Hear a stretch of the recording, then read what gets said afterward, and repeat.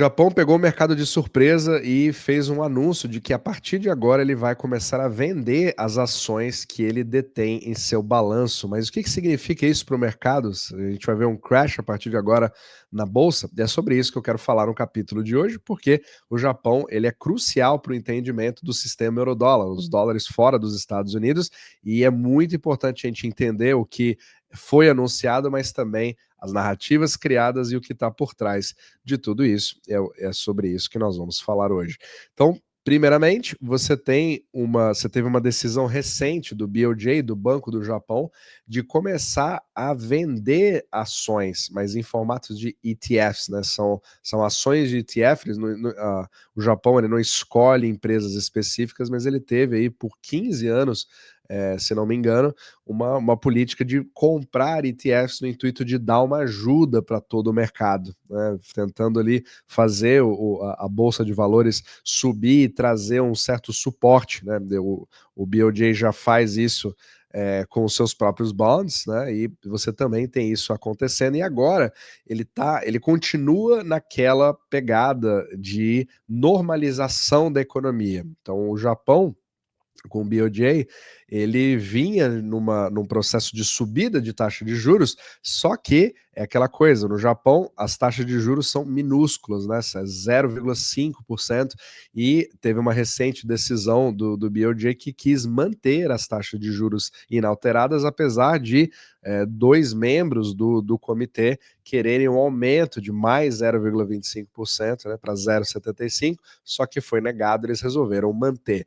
Só que aquele grande problema que eu já falei em vários outros capítulos, né, aqui no Substack, onde o Japão ele acaba tendo uma série de desafios pelo fato de que ele é um país que faz vários experimentos. Então, um deles foi justamente os juros negativos, né, que você teve ali durante praticamente 17 anos, e que agora você está tentando reverter tudo isso, né, num processo onde, pelo menos na narrativa, tudo está voltando ao normal, a economia mundial está voltando, o Japão quer voltar novamente, então você precisa começar a voltar, fazer os juros subirem e ter ali abraçar a inflação que nós tanto desejamos, né? Então é isso que se passa na cabeça deles. Porém, nós estamos diante de um quadro bem diferente de tudo isso, inclusive eu tenho vários vídeos, né, sobre o Japão, sobre esse processo de normalização, sobre como que o Japão ajuda a distribuir bastante, né, os dólares que estão ao redor do mundo, inclusive sendo um dos maiores detentores, né, o maior detentor hoje de bonds americanos, e você pode seguir. Eu tenho artigos exclusivos e todos esses vídeos.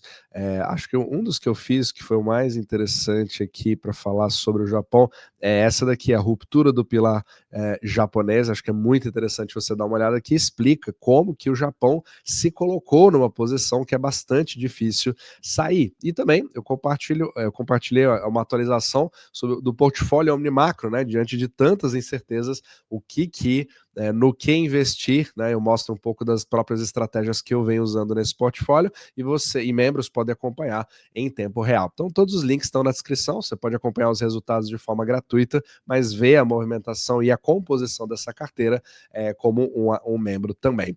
Perfeito. Então aqui você percebe que a bolsa japonesa ela deu uma certa corrigida, mas que já está voltando. Eu gosto sempre de olhar o longo prazo, eu não ligo muito para essas para sessões, né, de day trade, digamos assim, mas o objetivo aqui o mais engraçado é o seguinte, né? Então você tem essa narrativa de normalização, só que a verdade ela é bastante diferente. Então o Japão quer mostrar para todo mundo que agora o mundo está recuperando e o Japão vai voltar a recuperar também. Só que estamos vendo o contrário, estamos vendo uma demanda cada vez menor e um processo deflacionário, né, que o Jeff Snyder fala bastante. Então, para que serve tudo isso? Primeiro, essas vendas que foram ditas, é, elas são muito mais baseadas no que você gostaria que a população entendesse, né? Como, digamos assim, o BOJ está fazendo de tudo agora para normalizar a economia e nós queremos intervir cada vez menos nessa economia.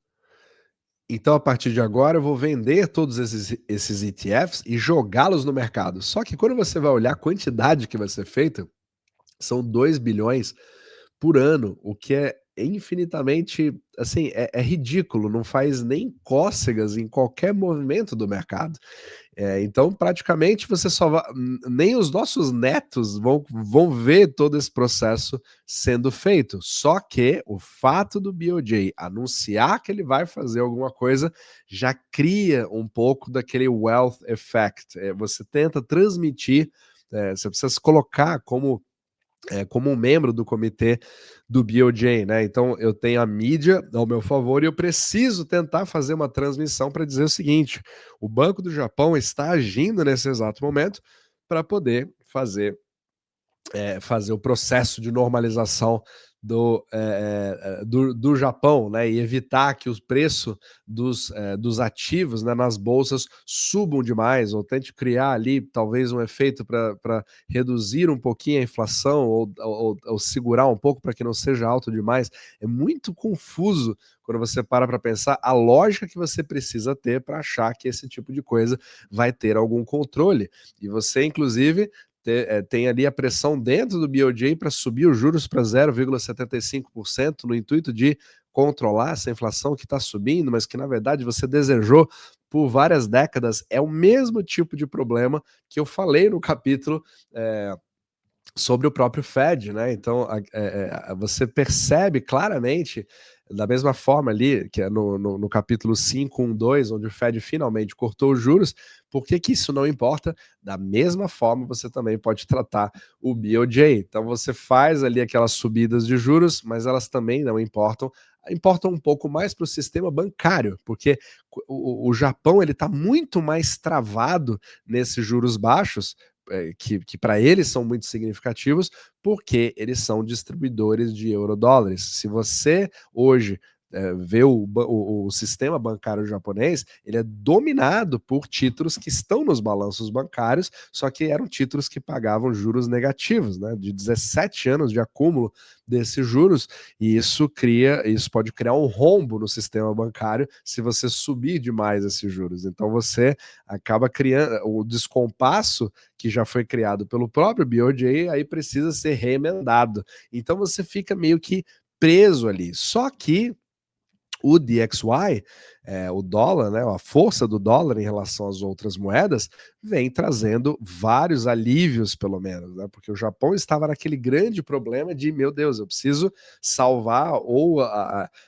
dívida do Japão ou a moeda, mas não os dois. Só que aqui, a queda do dólar em relação a todas as moedas, e o iene com certeza faz parte disso, ele veio dando um grande alívio, né? Então, se a gente olhar aqui, a estabilização do iene, mesmo que relativamente alto, mas num nível assim menor do que os 150, 160 de antes, traz uma certa tranquilidade, né? Como se fosse ali ele tivesse literalmente, você vê claramente como ele está bem mais estável do que antes, e isso tudo veio pela queda do dólar. Então ela transferiu um certo alívio para o resto do mundo e é muito bem-vindo para o Japão. E é claro que esses movimentos entre Japão e Estados Unidos, é difícil você não ver algum tipo de coordenação, principalmente em encontros como Jackson Hole, o Jerome Powell falando com vários outros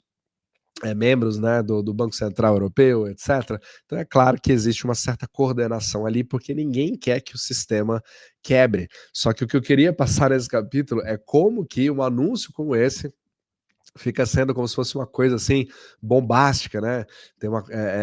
Isso aqui vai mudar bastante a história. Não muda absolutamente nada, mas você vê o pensamento por trás de alguém que trabalha em um banco central e o que, que ele quer transferir para a população como se fosse uma grande coisa. Então é muito importante, né? Cada notícia que se tem, você cria uma coisa muito maior do que ela é, mas na mecânica monetária não afeta absolutamente nada, porque nem nossos filhos ou netos vão ver qualquer tipo de mudança significativa na liquidez do mundo baseado nessa medida. Então vamos, vamos ver até quando o Japão continua se mantendo nessa narrativa de normalização, e essa talvez tenha sido uma forma de substituir uma medida que você não quer tomar agora, mas ao mesmo tempo mostrar para a população que você está fazendo alguma coisa.